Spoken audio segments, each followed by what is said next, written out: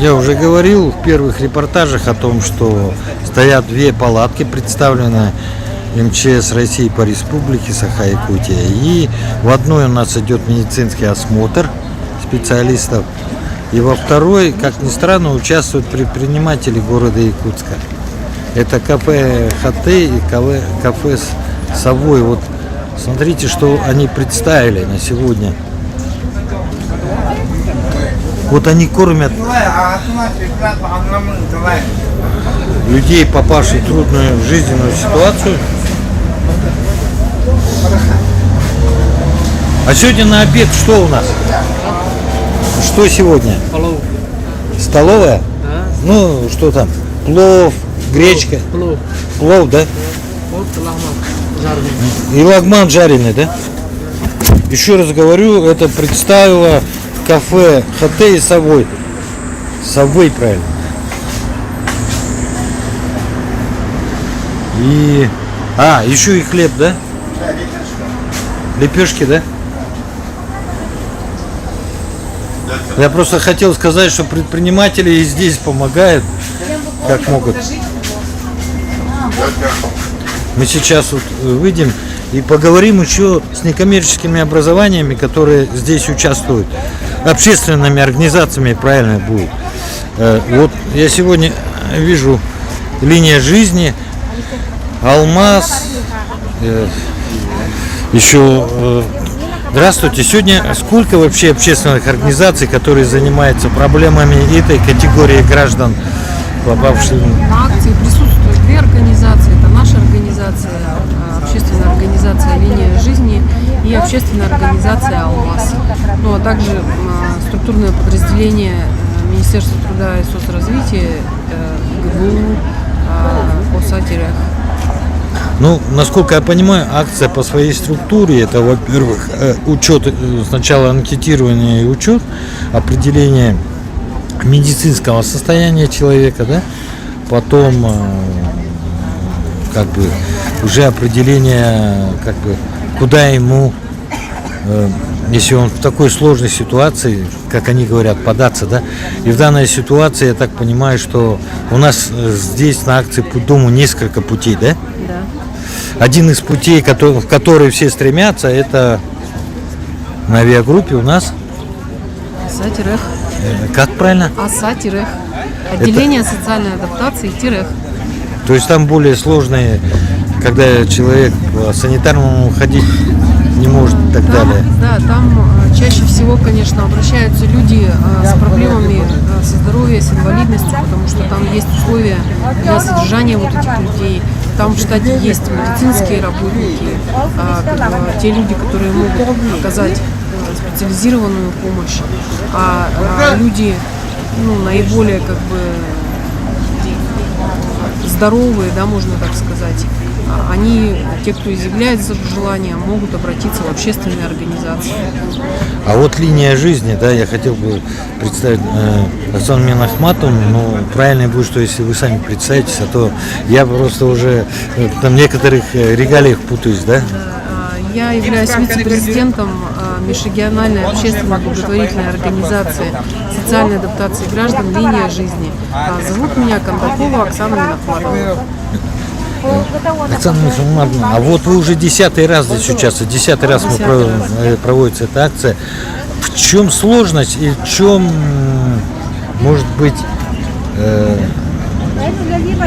что бы вы хотели изменить или наоборот надо сделать так, чтобы таких людей стало меньше? Можно такое, возможно или нет? С проблемой с этой, конечно, сталкиваются и работают все крупные, да и, наверное, не только крупные населенные пункты. Везде эта проблема есть, что везде есть такая категория людей, которые у нас ведут асоциальный образ жизни. Те, кто не хочет работать, это одна из, можно сказать... Это главный бич, да? Да, это главный бич, тема употребления алкоголя. То есть такие люди как бы есть везде, да, и тем не менее они могут получать помощь и помощь им оказывается, начиная от уровня муниципалитета и заканчивая федеральным уровнем. Но это все же на акции «Путь дому», да? Да, конечно. То есть мы вот в рамках вот этой акции, получается, можем оказывать помощь двум категориям людей. Это люди, освободившиеся из мест лишения свободы. Они у нас пойдут по программе благотворительной, по проекту «Перезагрузка». Этот проект у нас поддержан грантами Илдархана, то есть главой республики. В рамках этого проекта люди у нас получат комплексную помощь, и также бездомные люди у нас получат помощь по проекту «Твой дом». Он также поддержан грантами главы республики. Это свежий проект, он у нас стартовал вот только в июле месяце.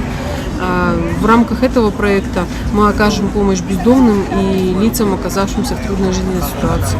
Ну, все говорят, что все-таки на акцию надо приходить не покушать, как здесь многие, да, не пройти медицинскую, ну, как бы сказать. Я бы не сказал, что это постоянные клиенты. 2 года не было акций, правильно? Да. И вот линия жизни, получается, за эти 2 года не сидели на месте, так скажем, развивались. И я бы хотел узнать только одно. Вот сейчас, да, вы же рассчитаны на то, что эти люди, да, должны приходить с осмыслением, что им делать дальше. Но здесь вопрос, что вы можете в этом помочь. Я так понимаю, что вы даже на этой акции уже, ну, их приходится уговаривать, к сожалению, да?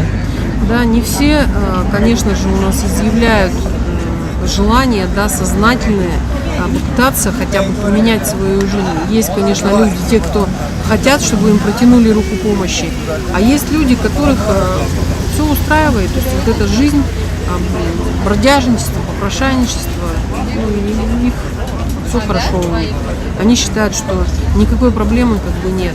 И таких людей, ну, конечно, пытаемся как-то смотивировать, да, для того, чтобы они обратились в нашу организацию, либо к нашим коллегам, да, для того, чтобы мы имели возможность оказать им помощь.